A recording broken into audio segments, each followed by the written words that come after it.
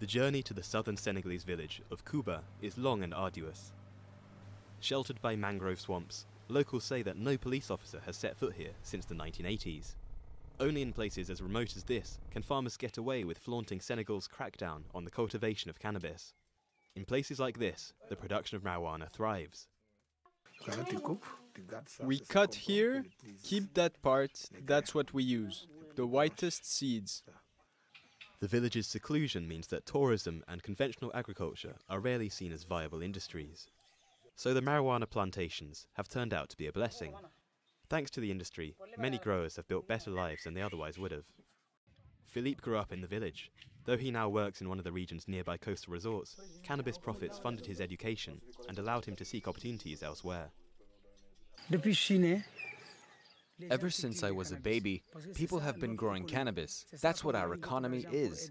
That's what people use to help send their kids to school. If you're not growing it, you'll never get out.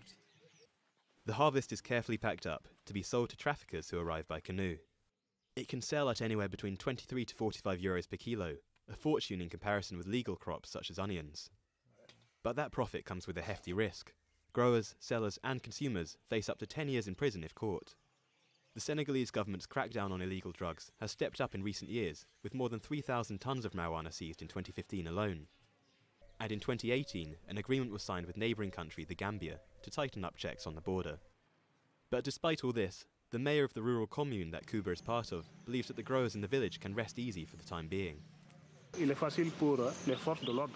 It's easy for law enforcement to target production here, to get access here, but with the islands, access is very difficult, so illegal crops develop in these hard-to-reach areas.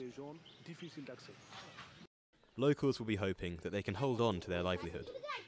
To do so, they will have to continue to fly under the radar, as Senegal is showing no signs of joining Zimbabwe, Lesotho and others in the list of African nations to have legalized cannabis.